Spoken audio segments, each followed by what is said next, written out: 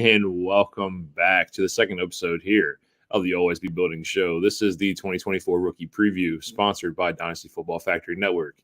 I am Stephen Chalmers. Twitter handle is below. Joined as always by my partner in crime, Ryan Odell. Deli, say what's up to the people. What's going on, everybody? Welcome back to the show. We're continuing the second round. So in case you missed the first episode, we've already covered the first round, Caleb Williams, Marvin Harrison, all the way down the line to Brian Thomas Jr.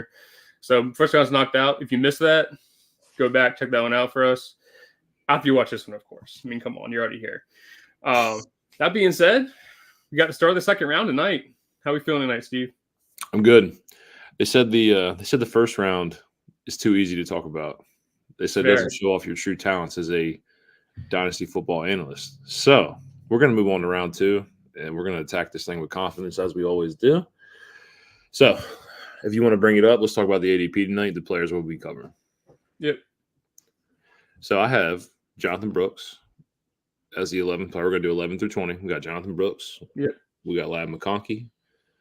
We got Keon Coleman. We got Trey Benson. We got Bo Nix.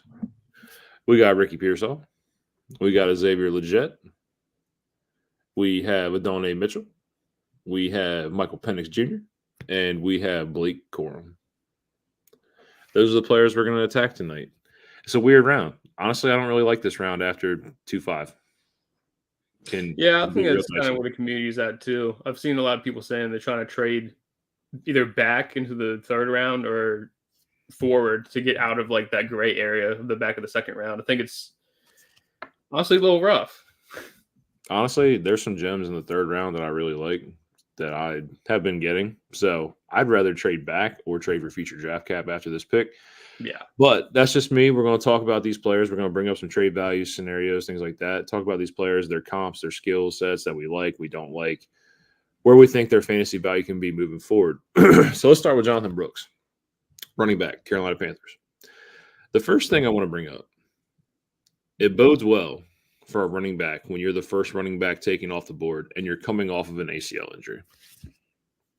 Yeah, absolutely. I was surprised he got drafted that early. I mean, can't really say that it was still a second round, but nonetheless, you see these guys that get injured at the end of the seasons, kind of like he did, and it tanks their value. But yet, Panthers stays, hey, that's our guy. I mean, they clearly don't have anybody at the running back position, so this is the guy they can plant their flag on. I think he's going to get the workload. It's just what can you do with that in this offense? I'll be honest with you. I really like the moves that the Panthers have made to incorporate future playmakers for Bryce Young. On top of that, another player we'll talk about later on, you bring in Jatavian Sanders out of Texas as well. Dave Canales, they brought in Deontay Johnson. Drafted another player we're going to talk about in this round, Xavier Legette. Free agent guard Robert Hunt, a big offseason. On top of these, there's a lot of things that I like about this prospect, Jonathan Brooks.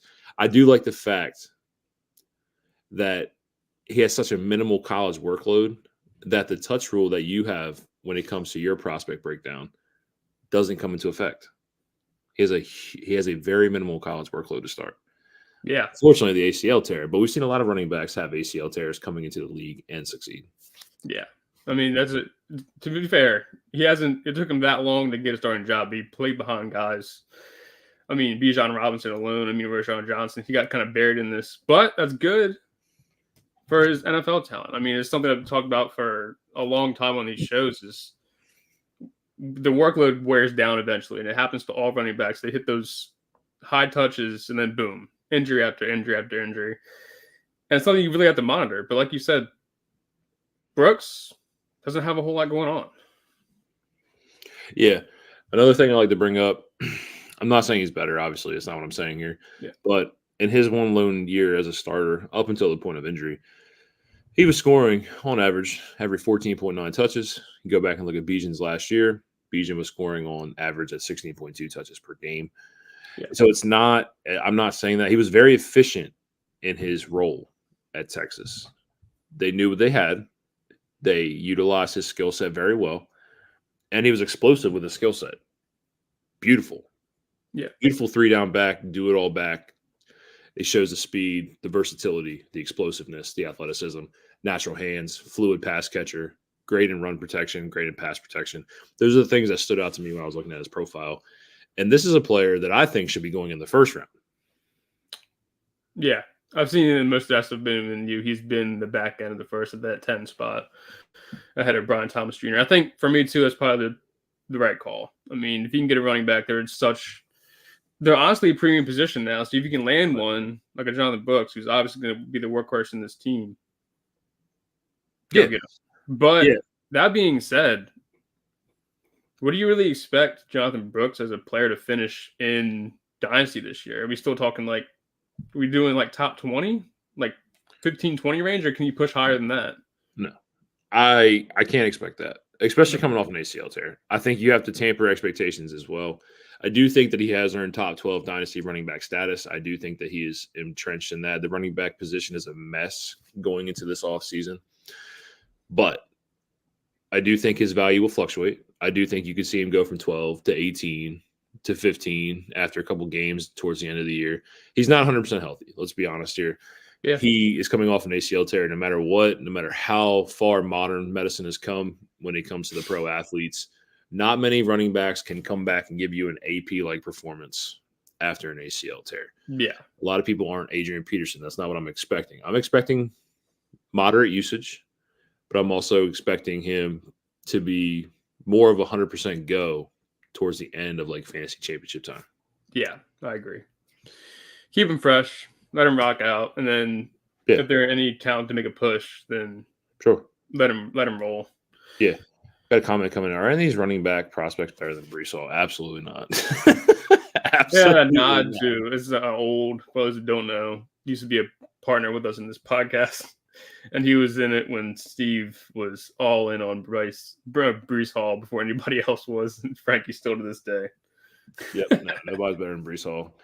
That is not this running back class, not even close. We talk about the 2025 class. Yeah, we're cooking up something. Yeah, I don't even know then. We'll talk about that next year, or maybe in a few months. Yeah. Who knows? So the last point, like you said, I said, Dave Canales is doing a great job down there. I'm very excited to see how this offense transitions from 2023 to 2024 with the Panthers. I'm excited to see Bryce Young's development. I think that's another huge factor when it comes to these pieces that are added to the offense that people aren't taking account for. The transition of Bryce Young from 2023 to 2024, working with a QB guru, saved Baker Mayfield's career, obviously, over in Tampa Bay last year. I was very excited to see that. I'm excited to see him with Bryce Young in 2024. Next player we got. You got him in your draft, Ladd McConkey, wide receiver out of Georgia, headed to the Chargers. Love the landing spot. I mean, you can, first of all, talk about how, you would imagine he's probably the wide receiver in this offense.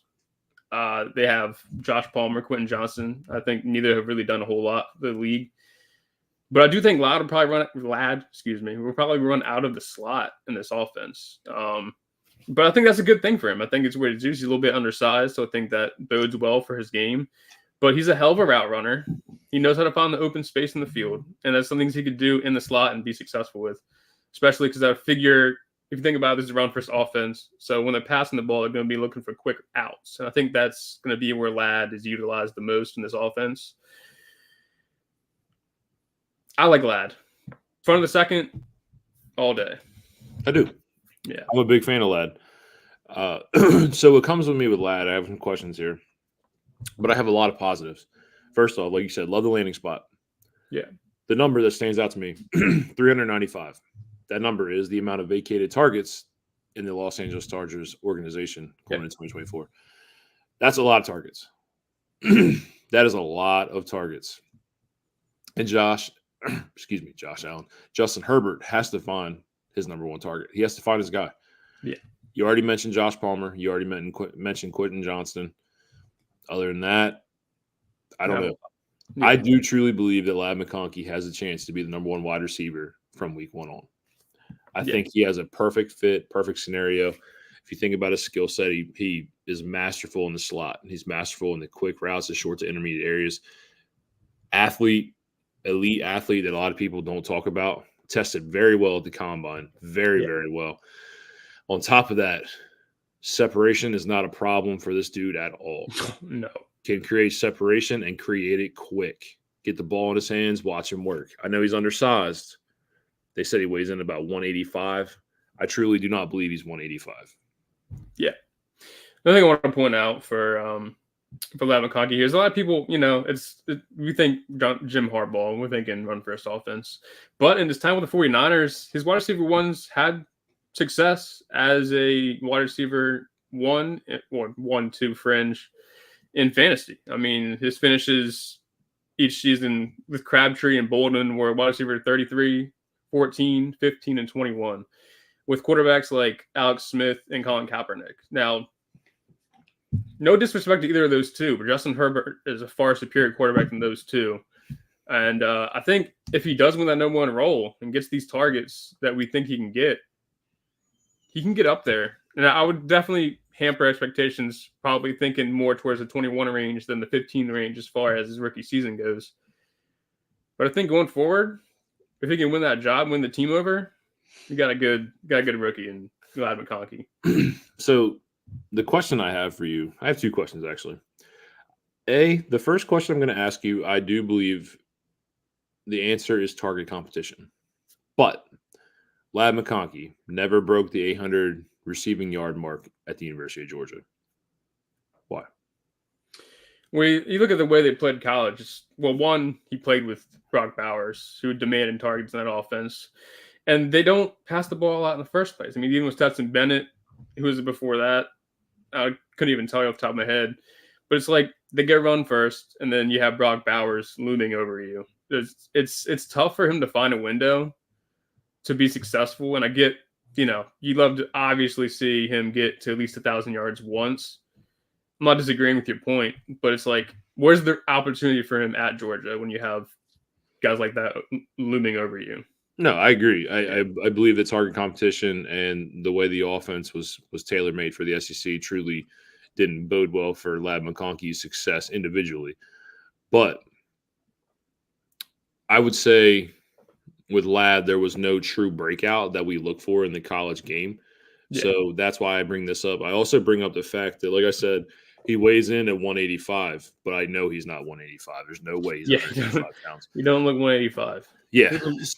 So that's the question. I know that we say that as the game has evolved for these smaller receivers, we have less and less worry for them when it comes to the physicality of the NFL game. But for how small Ladd is, that has to be a question mark. Oh, it is. I mean, he's a little bit undersized. I'll be the first to own up to that. But you see guys like Tank Dell and maybe even Xavier Worthy finding success in these offenses. Well, Tank sure as hell did. It's tough. I mean, the concern is obviously there, but like you said, the game's become soft. They can't really hammer these guys like they used to, so they can kind of get away with being a little bit smaller. I mean, you can't even hip drop people anymore. Right. So it's I agree. I agree with you. Yeah. There's no question that the game has become a softer version of itself. Yeah. Lastly, is Ladd McConkey a top 30 dynasty wide receiver? Yeah, I put him around that area. I don't have the list in front of me, obviously, but he's got to be sitting around that area. Let me see if I can pull my rankings real quick. Give me 1 second. I have it 2 tabs over. Well, he's in that weird range with me, like where Xavier Worthy, Brian Thomas Jr. fall, and then you have the older vets, the Cooper Kupps, the Mike Evans, the Devontae Adams, those guys. Yeah, that's what I was about to say. In my rankings, I have McConkey at 30, and then a tier above some of the older guys like Stephon Diggs, Devontae Adams. So would you be willing to come off a Ladd McConkey situation type player where you believe he can thrive for a long, long time with this Chargers offense, or would you rather have a given production, elite production, like a Mike Evans type guy? Well, you figure we're talking dynasty here, so age obviously comes into account. I mean, Mike Evans is probably going to have maybe 2 seasons left, but you're going to get elite talent out of that. I would say if I'm in a situation where I'm trying to win now and push for a championship, I think I'm just going to take Mike Evans. But if I'm building, I think Ladd's got a real chance to find a crease in this offense and just roll with it. But if I'm trying to win now, I can't lie to you. I probably would rather prefer a Stephon Diggs or Yeah, Stephon Diggs, Mike Evans in the same area, just so I can make a push. I mean, if we're being honest, Debo Samuel's pretty close to that same range. Obviously, you have to move up more to go get a guy like Debo, but I would probably rather move for a vet if I'm trying to win now. Okay. I was just asking because he's one of those players that's on that fringe that we like to talk about, and we talk about it all the time. Like young, unproven rookie with high upside. And the upside, especially during draft season, it really, really, really correlates and it really gets spicy. So, that's just a good question there to ask. No, for sure. What do you stand on that? Because I think it's a solid point. I mean, you're moving a proven vet for a back end or a front end second round pick. It's crazy, isn't it? Yeah. Once you start to put value to the older players.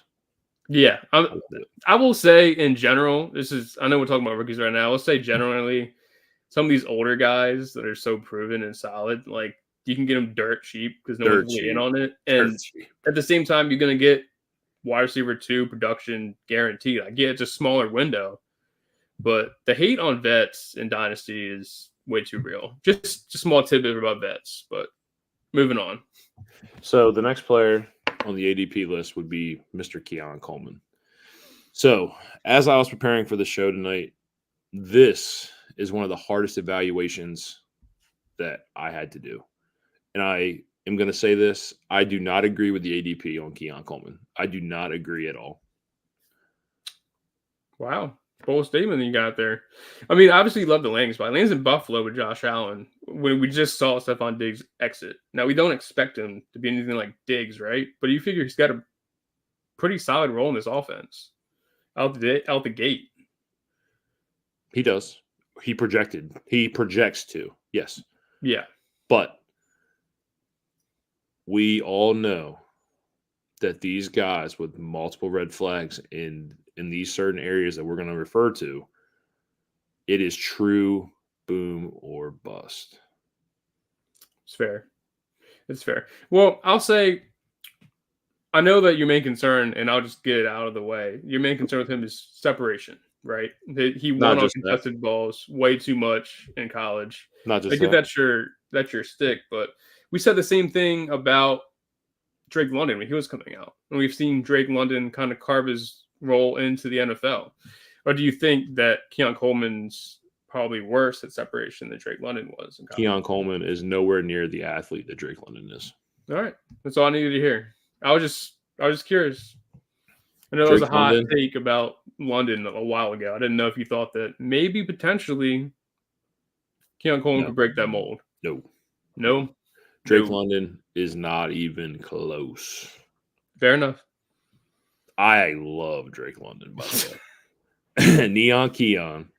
So I just want to point this out. We talk about Keon Coleman, great landing spot, not much wide receiver depth. Added Chase Claypool, added MVS, Curtis Samuel, Khalil Shakir still here. The big part of the Bills' offense that people don't want to talk about, that is very underrated for these two, is Kincaid and James Cook. This is where your offense lies. This is the heart and soul, the bread and butter of what they want to do. So, Keon Coleman, can he become the third bird on the pecking order? I don't think so. Like I said, I've never liked Keon Coleman. I'm never going to preach to you a player that I do not believe in. And these are the reasons why. Yeah. I'm going to give you some positives because every player has positives. First off, I want to point out the size and the athleticism for Keon Coleman. He has some of the strongest hands in this class. Yep. He is one of the best receivers when it comes to catch radius. He's one of the best players when it comes to contested catches, 50-50 balls, going up and playing the ball at its highest point. And he's one of the strongest guys. He is a strong beast. I will give him credit when credit is due. But when it comes down to it, unrefined route runner, lack of separation off the line of scrimmage, lack of get up and go, cannot hit his top speed quickly at all. We know he didn't test well at the combine. He's not great in that area, in those areas. Yeah. And underwhelming college production all the way around. The only thing that stands out to me was the 18 times he scored in the last 2 years. That's it. That's it. I mean, that's all fair points. He has a under 2 yards per route run. Under two is a 1.9 career yards per route run in college football. Yeah, I mean, N'Keal Harry wasn't that bad. So talk about N'Keal Harry. It's a I'm just soft saying. spot for some people out here. Just saying. Yeah, but I mean, once again, we're stuck with the same thing with Ladd. Is like he never cracked 800 yards. Given it was Florida State, and maybe the game doesn't really bode well for receivers at Florida State, but 18 touchdowns. I mean, this got to mean something, right? I mean, you got to at least give him. Sure. He's a solid red zone guy. Okay. Hey, you don't get 18 touchdowns in 2 years. Can I give you another number? By being, Can I give you another number since you wanted to know? 5 of those touchdowns out of the 18 came in the red zone. Okay. Stand corrected. This is how much me and Keon Coleman do not get along. You got straight love for Keon Coleman on this guy. No, and I'm sorry, guys. I know Ryan may have a difference of opinion when it comes to this player, and that's fine. By all means, I'll let Ryan preach his stance. Whoa. Hands up. I'm not the biggest Keon Coleman fan either, but I will say landing spot changes it a little bit for me. Because this was a guy that this was a guy that you and I had pushed up our second round. Yeah. Now Buffalo comes into play here, and we're talking about this guy at pick 13. Yeah, that's fair. Sometimes you have to just believe your process here. Yeah. I mean, I agree. I don't love the talent either, but Josh Allen's a hell of a player. That's all I'm going to say. He's a hell of a player. He can make magic happen. Coleman plus Brooks or Dunze? I'm going to go with Dunze. Then you get a little bit of value in there with Brooks, but I probably still lean on Dunze. Yeah. It's definitely gonna take a year for Dunze to like settle into his role, given you've got 2 animals on either side of him. But next year, who knows? The whole thing could change. I think Keenan Allen's got 1 year there, and then he's gone. Well, we hope. Quote unquote, should be. Should be, yeah. I mean, he will be 33 next year, so sure will. Yeah. Lastly, before we get off Keon Coleman, I just want to say that, just so you guys realize how much of a contested catch beast he is and how much he relies on it. 34% of his targets were contested catch or spectacular catch-esque. A lot.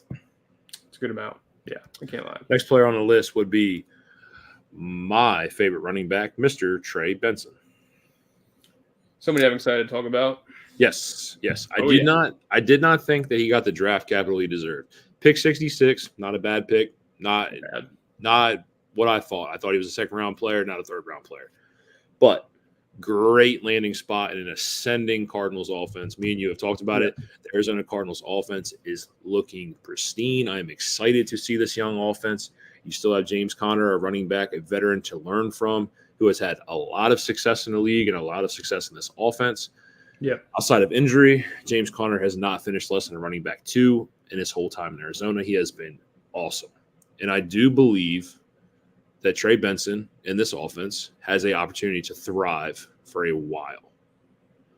Yeah, absolutely. Look, I mean, we'll talk about the attributes that Trey Benson has and how good of a runner he is and all this fancy stuff. But I just want to say really quick, I think, James Conner looming is not great, right? Like, he's a proven back for this team. But that being said, you touched on it before. This is a growing offense that's has a good shot to make a playoff push if everybody stays healthy. Now, you get into week, 10, 11, James Conner getting cooked up. You got a young rookie sitting behind him with fresh legs ready to go. And I think that's my thing with Trey Benson is in the middle of this second round here is a great value because I really think end of the year he can have one of those rookie year breakouts in the late end of the season where it actually matters when you're pushing for your playoff push in Dynasty. And I just think it's going to get to a point where James Conner's going to be a little bit gassed out and they're going to say, all right, Trey, get in there, get the job done for us. Yeah. So I'm not sold on the gassed out part, but I am sold on the fact that if you're pushing for a playoff game, a wild card spot, however you get into the playoffs, I am under the assumption that there are times where your lead back needs to be spelled and needs carries taken away from him to stay healthy on the field. There's not many true workhorse running backs left, and I consider James Conner a workhorse back, maybe due to the fact of lack of competition that's been in the backfield for a while now. But I do consider James Conner to be a workhorse back that's very undervalued in Dynasty. Absolutely. But in comes Trey Benson, a 6 foot, 215 running back with 4.39 speed. Those guys don't just walk around this earth very often. No. They're big boys. That's a big boy. You go back at it. He was the number one running back in his class when he was coming out. Yes. So talent's always been there. And again, another thing that we'd like to talk about. This is Ryan's green flag when it comes to running back. He only has 316 carries in his time in college. There you go, baby. and in the 2 years at Florida State, he scored 23 times. You want to talk about Keon Coleman? This man scored 23 times. Yeah. And as we break it down and you watch the clips and you watch the tape of Trey Benson, speed, size, athleticism, the biggest thing I love is the burst. I think he has the best first step burst in this class. Yeah. His first step, once the ball's in his hands, he's gone. Love it. I love it. I love his decisiveness. I love his patience. I love his natural hands. There's so much about his process, about his about his profile that stands out to me. The only thing that I saw that I didn't like was pass protection. I saw some weaknesses in the pass protection. And I know your QB's Kyler Murray. Your QB's Kyler Murray, who was a franchise guy signed to a contract. You know how important it is to keep Kyler Murray upright. Yep. And I honestly think that's why James Conner stuck around for so long. Given he is 29, he's older back. I mean, normally it's like, all right, let's get rid of these guys. But year in, year out, James Conner. That's the first time they're bringing competition. So obviously they're – Come on, man. You give me a chance to bring this back. You protect Big Ben. You protect a Hall of Famer. You know what I mean? You got to be good. There you go. Should have gone to Dallas in the second. Yeah. I agree. Yeah. I was surprised.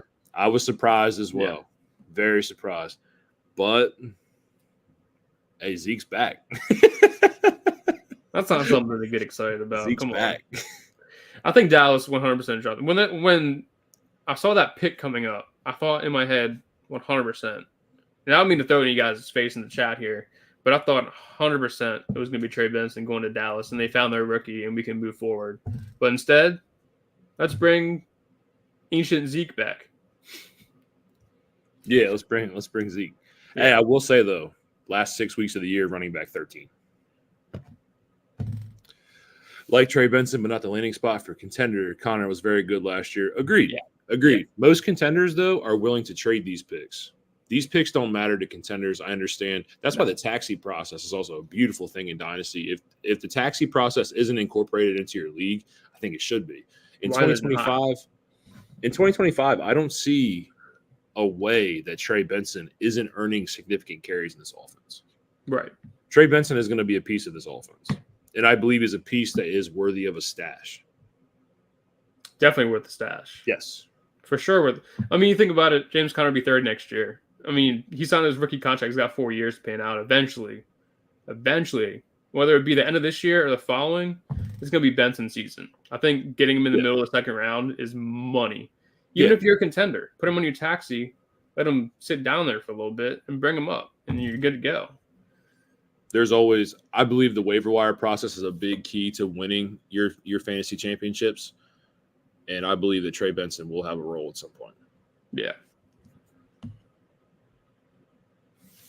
It's got to be Zeke. If I'm looking to contend, it's got to be Zeke. And you can get Zeke really cheap. What are you getting Zeke for? A third or a fourth? I'll give a third for Zeke. I mean, honestly, we talk about these veteran running backs. Why not? Yeah, why not? But in your league, I would give a third round pick for Zeke. No question. Yeah, a third for a rental running back for a season. Yeah. Zeke. Yeah. people may not like it. The numbers aren't going to look good, but Zeke is going to be a running back too. Something tells me that might not be the case. But for value's sake, I sure hope so. I mean, he is the RB1 there, sadly. Yep. I don't think Rico Dowell is ready for that role. And tough. All right. Ready for some Bo Nix? Yes and no. I just want to say, He's a guy I have mixed feelings for Bo Nix. I'll let you kick off Bo Nix. the more I've dove into the Bo Nix situation in Denver, I have become more of a fan of the value. I think where you are taking him in these superflex drafts is underrated. Yeah. A first round pick. I know me and you, as we were watching the draft that night, we were so amazed by where the QBs went and their landing spots. Teams were reaching for quarterbacks that didn't need to reach for quarterbacks. But Bo Nix, nonetheless, is a first-round pick to Denver Broncos, a situation and a team in desperate need of finding a franchise quarterback. Mm-hmm. A desperate need. Yeah. Under Sean Payton, every QB he's played for has increased in fantasy points per game.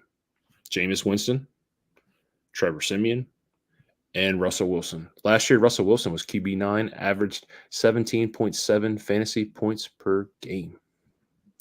And they still ship them out the door. Here's my shtick with Bo Nix before I get into the good stuff with him. He's like, especially at Oregon in the last 2 seasons, primarily a short intermediate passer. I mean, his average yards per attempt was 9.6. So he's not really getting the ball too far. More of like a safer end quarterback. But that being said, Sean Payton has doubled down on this being his guy. He's even gone on press conferences saying that they were trying to bait the Vikings to trade up to go get J.J. McCarthy because they wanted Bo Nix all along. Now, this is a guy, they're locked in on Bo Nix in Denver. So maybe they're seeing something I'm not, and they got a plan for him. And Steven's touched on it already, but I'm going to reiterate this again. In Superflex leagues, if you can get a quarterback, even top 25 in the second round, I think you do it all day. Every year you have quarterbacks go down or all that stuff. I'm not in love with Nix, but the value is definitely there. There's a lot of positives I like, but I do just want to reiterate one thing. That being the transfer from Auburn to Oregon saved his career. Last year, we saw Bo Nix finish as a Heisman finalist, something that never would have happened at Auburn. He just was not in the right scheme fit for him. It did not translate to any type of success at Auburn. Yeah. And I know the roster was abysmal. It was abysmal at Auburn. But there are some things I like. High football IQ, arm strength, mobility, can scramble. He was the second best QB at avoiding the sack. He had a 1.2% sack rate. That was 93rd percentile in the country. He had an 87 flat QBR, also a 93rd percentile in the country. That is awesome. Bo Nix, those numbers have to stand out. They have to stand out. Yeah, 100%, especially the sack rate. That's the number I saw that absolutely blew my mind. Kid's got pocket presence. No doubt about that. And you touched on it already, and so did somebody in the comments here. But sneaky good in the scramble game. Honestly, he is. We'll see how he does. He gets paired up with Troy Franklin, who is his college guy, and he's got Cortland Sutton and a few other smaller weapons. So, I don't know. Bo Nix, what do you think he finishes before we get into this question? Finishes as like a QB overall this year? Yeah. Well, I think it's honest and fair as an evaluation for Bo Nix to say he will not be a top 20 quarterback this season. Yes. I think that's a fair evaluation just based off of the talent around him. Yeah. This Denver Broncos team is not good. They're not talented at all. They are a truly rebuilding roster. And there's not a whole lot when it comes to the skill position guys. You're gonna look at them and say, man, that guy's gonna boost Bo Nix value. Yeah. Yeah. You know, Cortland Sutton will be gone. For sure. Javonte Williams, ever since that knee injury, hasn't been the same running back he was in college. Right. Not a whole lot going on around him. So with the negatives, there are 2 things or 3 things. First being that he'll be 2024 as a rookie. Or he'll be 24, not 24. Yeah, He'll be 24 as a rookie. Relatively old. He was that 5th-year guy. There's only 2 5th-year guys that really stand out to me as successful. One being Dan Marino, the other being Joe Burrow. So, unicorns. These guys are unicorns. Can the trend continue? I will say, for how we talk about his ability to elude the pocket and to escape presence and pressure, his footwork does need improvement in certain areas, especially the 5-step drops, 3 to 5-step drops. I noticed that it was kind of rough, needs to be cleaned up. But we also said the same thing about a couple other QBs throughout their time. These things can be worked on. But the big thing that you had mentioned, average depth of target. Yeah. 30% of his passes were behind the line of scrimmage last year. Right. Not something you want to see going into the league, to be honest with you. I mean, I get that's Oregon's scheme and everything, but at the same time, gotta think that they're doing it for a reason, right? I don't hate his arm strength. Okay. I do not. That's where I think I struggle with him, is the arm strength isn't all the way there for me. I'm not saying he can't succeed. I think he can be a solid game manager, but I think that's going to be the type of player that he is. I don't think he's going to be a guy that's going to push the ball down the field every drive and try to make he's a smarter 30, 40. Yeah, exactly. I don't think he's Chad Pennington, who has one of the worst arms I've ever seen for a starting quarterback. But I don't think he's Brett Favre either. I'm not saying that. I think he has a conscience in the middle. I think he lives in the middle. Yeah. I don't think he can make every throw on the field. No. And I don't think he can fit every throw into the tightest of windows like we see Josh Allen, Patrick Mahomes, and these guys do. But I think his arm's suitable. Oh, he'd definitely get by with what he has. I'm not saying that. It's just, that depth target thing it's a killer for me. But nonetheless, I don't want to dwell on the negative too much. I know we already hated on Keelan Coleman enough. I don't want to throw too much shade on Bo Nix. How much is Nix's value boosted with Troy Franklin and the Oregon connection? DFF guys love Troy Franklin, and by God, DFF guys, I mean me. Yeah, we're on the same boat. I love Troy Franklin. I love Troy Franklin. Love him. I love the pairing. I believe that Troy Franklin will be on the field early and often. I love me some Troy Franklin. Troy Franklin will be on the field probably day one, just because they don't really have a whole lot. Mims, I think, has a chance to finally make that jump. Finally, we'll see. I've always kind of had a thing for him when he was coming out as a rookie. We'll see if he can get going. But yeah, Sutton, and you got Troy Franklin coming in. He's not fighting a whole lot going on. Sutton will be dealt. Yeah, Sutton. It's a matter of time. So, Ricky Pearsall. This is a player that in the second round, third round, where we were getting him in the pre-draft process, we loved him. First round draft capital has to stand for something, as we and you both said. Yeah. But the landing spot is brutal. It is brutal. Yeah, just to get into it even more. I mean, it's rough to carve out a piece of this offense. I mean, you look at it between Debo, Ayuk, CMC, and Kittle. Those 4 players accounted for 79% of Brock Purdy's targets. That's going to leave our boy Pearsall with 21% to work with, and that's not something I'm stoked about. I love the talent. Me and Steven are big Pearsall guys, especially when we're getting him in the third round. I think that's great value, but he's been pushed up now into a team that doesn't think he has immediate role in. I think it would take a departure of either Ayuk or Debo for Pearsall to find a window in this offense.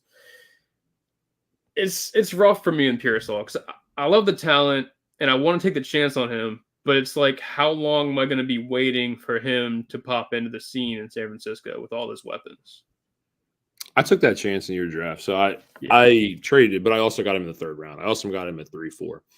I didn't get him at player overall 16. I got him in a 10-team standard. Whatever 3-4 translates to. It's a lot cheaper than the 16th overall pick, is what I'm saying in these drafts. But me and you had talked about it. It is rough, but I do also want to bring up the fact that the San Francisco 49ers are in cap purgatory. Very badly. Very badly. Yes. So Brandon Ayuk, I do not see being signed long-term. Me and you had discussed this as well. I do think he has a role to possibly be a wide receiver too in this offense. And honestly, I think he is talented enough. I think he showed a lot at Florida. A lot. Yeah. Athleticism's off the charts. Solid athleticism. Honestly, and we talk about when it comes to reliability and reliable hands, I believe he has very reliable hands and he's very underrated in that area when it comes to the talking about of these players. His hands are crazy. His catch radius is crazy. That's what I was going to say.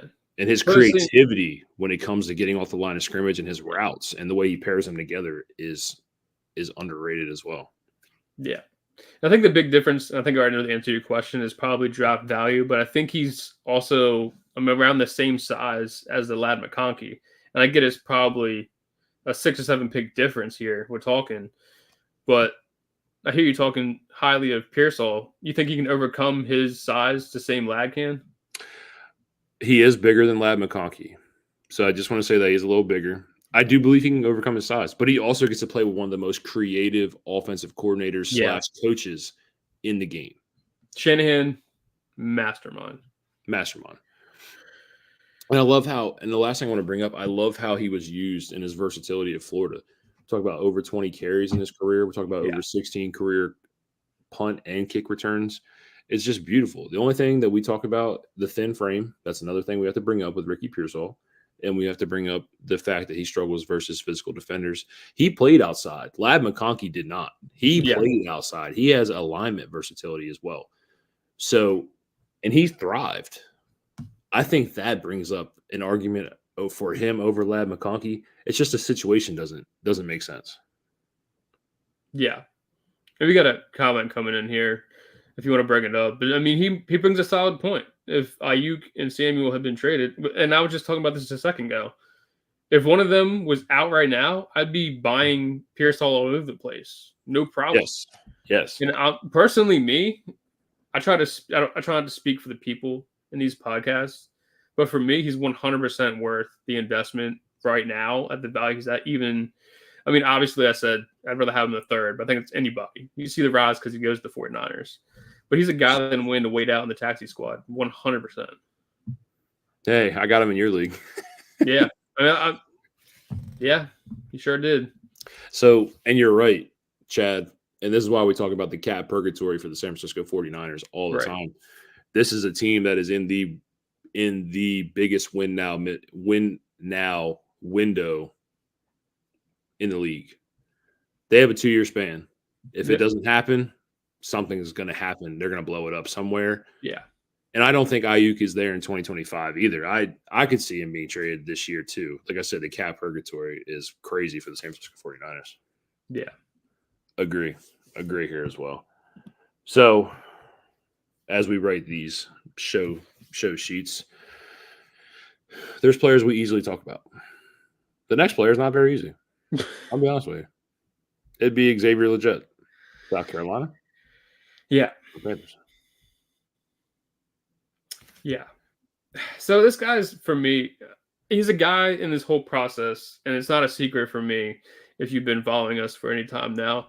I've been wanting to be a believer in Xavier Legette, but he's got some negatives for sure. I mean, you look at it, typically you want to see at least a breakout season for a player before his 5th year in the league. I mean, that's something. It took till age 22 against college competition to have a full breakout. Now, given he's had some bad things happen throughout his college career, some misfortunes here and there, but I don't love to make like excuses for guys. That being said, he is an absolute freak. He is the closest thing to DK Metcalf since DK Metcalf. He was no way he should be running the 40 time he did at his size and weight. I think he could be a weapon, but I think he's a lot further away than I like to admit to actually being a legitimate guy in the league. Yeah. So with Xavier Legette, I like to bring up the fact that before the draft had happened, he's a 1st-round pick to a team desperate of wide receiver production. Desperate. And we bring up Jonathan Mingo last year. I do think Xavier Legette is a better overall player than Jonathan Mingo was. But everybody said we had to know who Jonathan Mingo was. Had to. Rising up draft boards last year. It's the same thing. I do think Xavier Legette is a better player. But sell me on Xavier Legette. That's what I'm trying to do to the people. And I have a hard time doing it because you said because you said of the fact he's a fifth-year breakout. We know he's had some misfortunes, but if you could just use his 2023 production, he'd be a top 20 pick. Yeah. Well, obviously, I'd see that probably 2 years sooner. But what he did last year, pretty impressive with Spencer Rattler. Got to give it to him. Yes, and there's a lot of refinement needed for Xavier Legette's game. Yeah. I will give you credit when it comes to this. Speed, size, athleticism, contested catch skills, ball, contested catch radius, hands. He's strong. Those things are elite traits. He has it. But when it comes to the route tree, when it comes to the overall refinement of his route running, his release off the line of scrimmage isn't great. There's a lot of things that stand out as red flags as well. And I think this is one of those boomer bust guys. He's big boomer bust. But then again, you think about it, if we're looking at 2.9 ADP here. 2.8, 2.9? 2.7. 2.7. I think after the 2.5 we touched on before, you're taking dart throws at guys. I think if you can look at it and say, at least he's athletic, maybe you don't hate it. I mean, I did some research on this. I did an article for DFF. These guys in the second round don't have a great hit rate in the league. So you kind of typically bet on talent here. And it took a while for the Jet. I don't know if I'm like all the way in on it or not. But that being said, he's probably going to be the wide receiver 2 in this offense, whether we like it or not. He's got Deontay Johnson. Long term, yeah. Yeah. Deontay Johnson, you add Brooks, take a little bit away. But same time, Bryce Young's got to be throwing the ball somewhere. Adam Thielen, baby. So Adam Thielen. I mean, you saw that in the beginning of last year. He went crazy at 32 years old. So wide receiver 17 finish. Yeah. I think he was as high as wide receiver 7 at one point. I think he might have been higher. Great. But you get the point. Yeah. He's a piece. He's a piece that they wanted in Carolina. And that's great. That's great to be coveted like that. That's great. Coaching staff wants you. They want to work with you. They want to refine your skills. I do think those elite traits can pop. I really do. Yeah. I really do think that in the perfect situation, those skill sets can be used and highlighted in certain areas. Yeah. I mean, I like to see it play out. I'm actually excited. I'll take a dart throw at him if I'm being honest with you. Yeah. Yeah. You said DK Metcalf-esque, and you are correct. Anybody that big. I mean, it's his play style. I don't mean to sit here and tell you that he's DK Metcalf because I think obviously DK is the better player, but that's the game that he brings to the table. Yeah, I'm not saying, like you say, we're not saying he's DK, but he has that same size, strength, speed, things like that. They stand out. Who's next? We have Adonai Mitchell.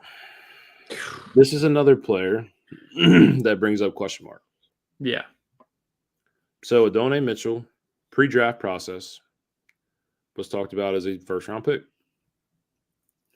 And then the medical thing happened, the diabetes, the fact that he brought up, is he uncoachable when he's in those spells with his diabetes and things like that? Right.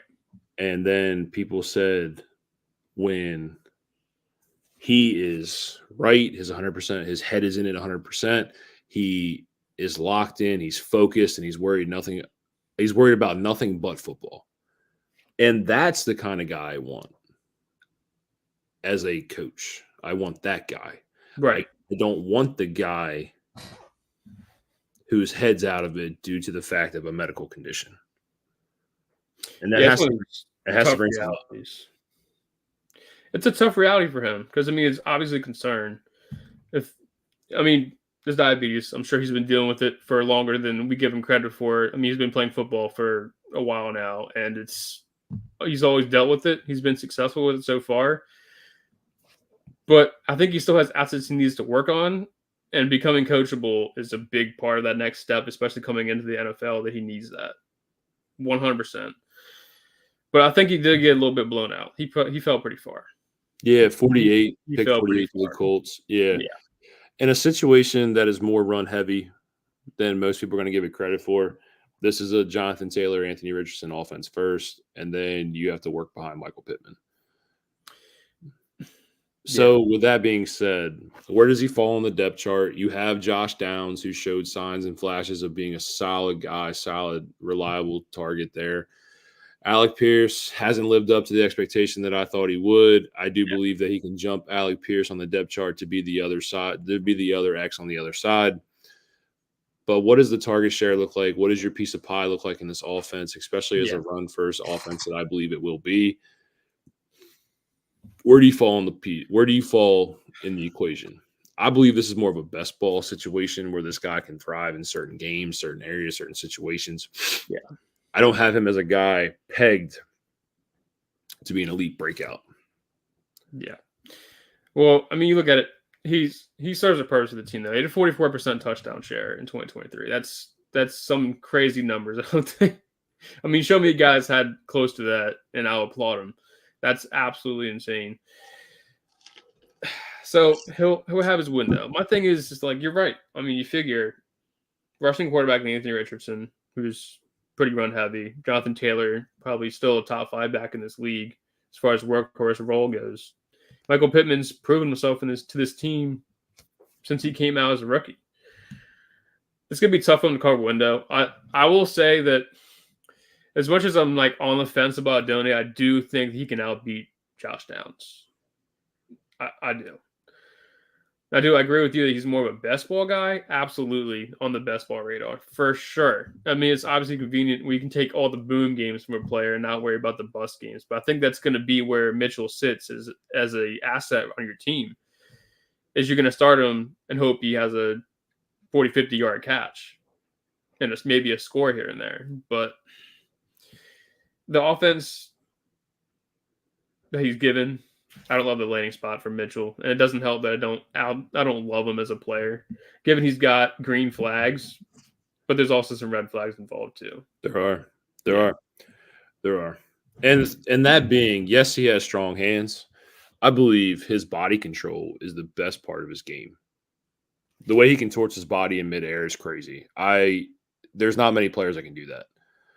The fact that on top of his body control, his catch radius mentions in so well with that skill set. The thing that really shocked me was his struggles against contested catch situations in traffic. Really, really struggled in that area in my eyes. Something that, as a guy as big as he is, for a wide receiver, he's not like huge, but he struggled. He struggled in that area, and I thought it would be the opposite. We'll see what he does. I don't expect a whole lot of him, to be honest with you. He's not somebody that I'm like stoked to be able to hit draft on immediately. But man, he's on. I don't know, man. I go back and forth with this guy every week, I feel like. But right now, I'm on the other side of the fence where I'm not too sold on Mitchell, given his opportunity with the team. I like his talent. I like his player profile. I like his talent. I like what he brought to the Texas offense. I loved what he showed on the field. And I'll say this, I think he's cheap relatively cheap when it comes to the Dynasty rookie draft. I do think there's red flags. We have discussed that. But it all depends. Some people love him. Love him. This was just one of those big question marks going into the draft was Adonai Mitchell. And the draft capital and the landing spot and the being uncoachable, quote unquote, uncoachable tag label that he has is rough. Sure. Up next, the head scratcher. The biggest head scratcher maybe in a decade as far as draft capital goes. First pick, I was like, wow. We talking about Michael Penix here, who insanely, I don't think anybody even placed a bet on this to happen in Vegas. I mean, he goes 8 to the Falcons after they just signed Kirk Cousins to a pretty big deal. Now, given Cousins is coming off an Achilles, but I would say given the contract that they gave Kirk. The Falcons aren't worried about it. So for me, I don't mean to dwell too much on the football side of things, but like, why bring in Penix now when you just signed Kirk Cousins to a long-term deal? So realistically, if Kirk Cousins plays well and rides out this 4-year contract, Michael Penix will be 28 years old before he steps on an NFL field for a full-time role. Yeah. That, on top of the fact that you have a 5-year control window with this, and you'll have to franchise tag him at that point going into it as the league average of the top three QBs in the league. That hurts. That hurts. I get from like an owner standpoint, if you can get a guy that you believe in, you go get him no matter how long it takes. I mean, you look at Jordan Love with the Packers. I mean, they waited him out, and he just played his first season. He just finished top 5 quarterback in Dynasty. I mean, maybe that's what they're hoping for. But like you said before, he's already not young. He's already 24. We wait out this Kirk Cousins contract, given they can move him if they don't love what they're seeing, and they love what Penix is doing in the background. But that's not something I would love to project, given Kirk Cousins' history in the league. And I don't know. I'll say I like Penix. I do. I was kind of hoping for a better landing spot, somewhere where you can get in and play a little bit quicker.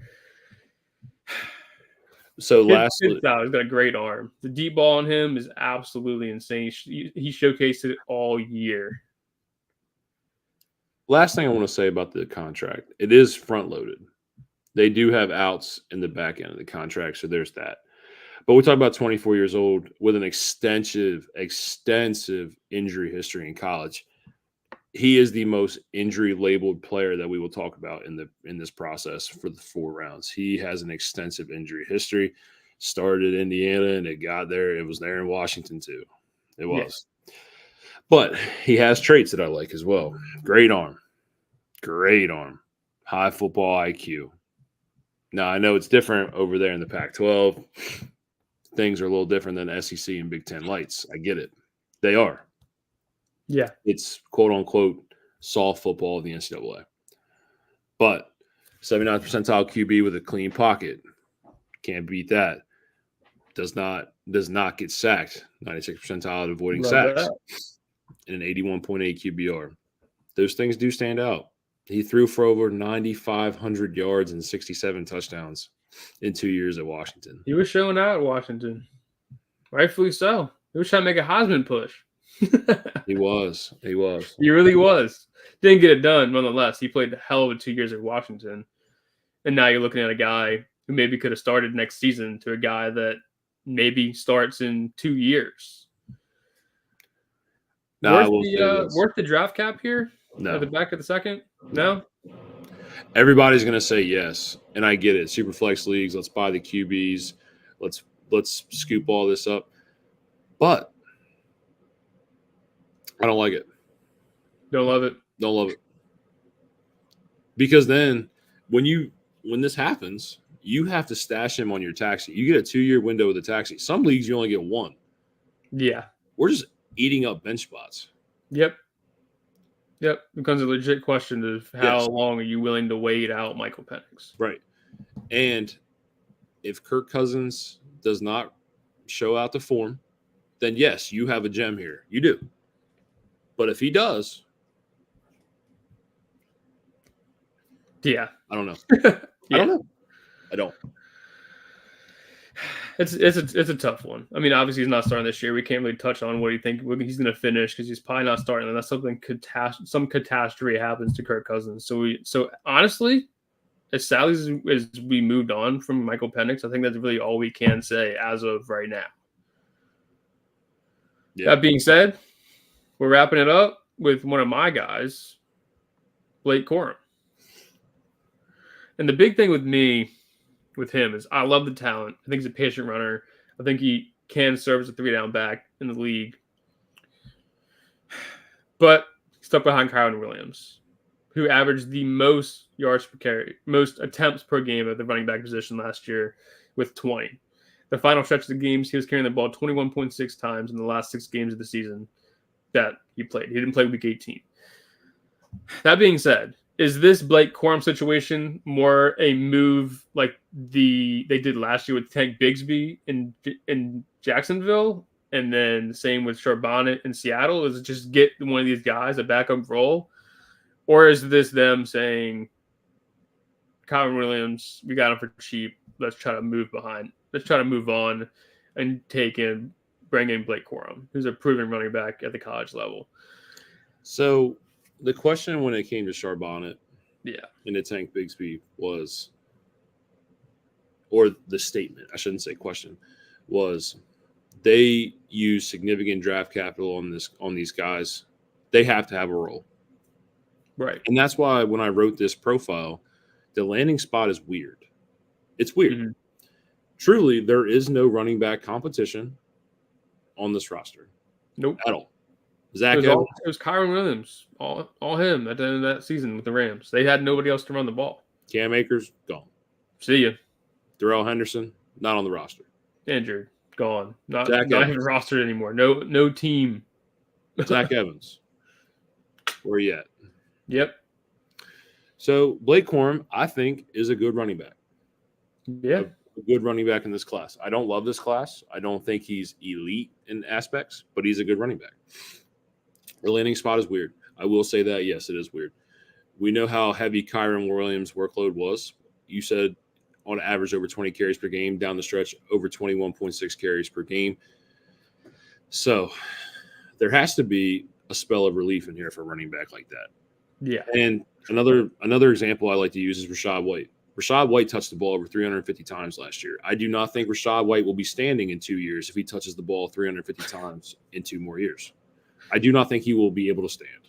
That's fair. That can't even disrespect that. That's just the facts.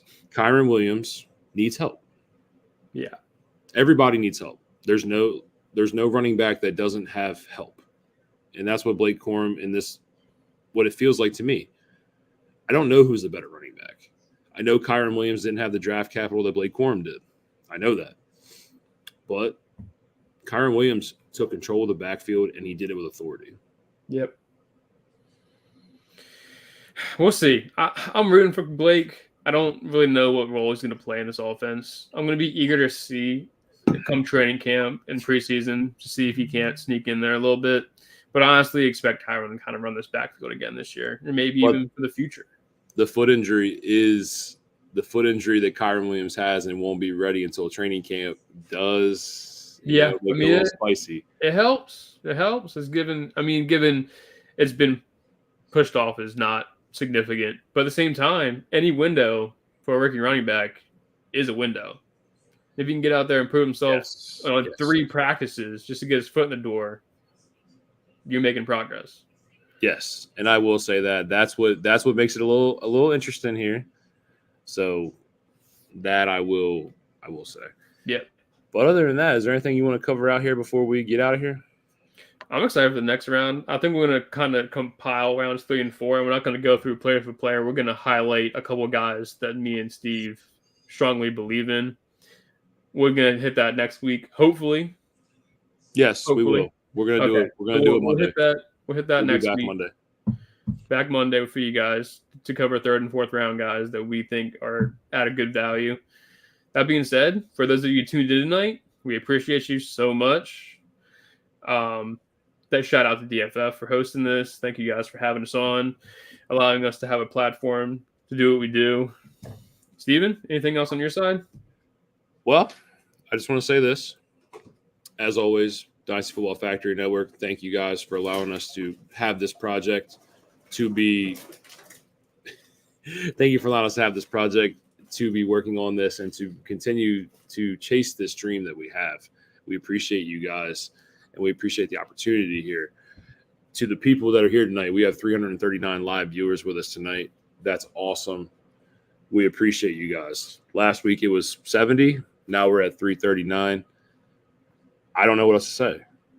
We appreciate everybody that was here tonight. And we hope, based off this, like, comment, most importantly, subscribe if you enjoyed the content tonight. That is our big goal, is to keep pushing this project and keep pushing for success. Yep. We did have a comment come in. We had 2. Corum was so good as a junior, but took a step back this year. A lot of wear and tear on those tires already. Yeah, the knee injury, he's battled some knee injuries in his time. Nothing crazy. The worst being an MCL tear. Other than that, you got bone bruises, knee bruises, things like that, like where he missed games. And it hurts. It does hurt. The biggest one was the MCL tear, though, for sure. Yeah, that hurts. And I think Donovan Edwards coming in last season was kind of a big reason why he didn't play as well last year. But nonetheless, amazing work. Yes, thank you.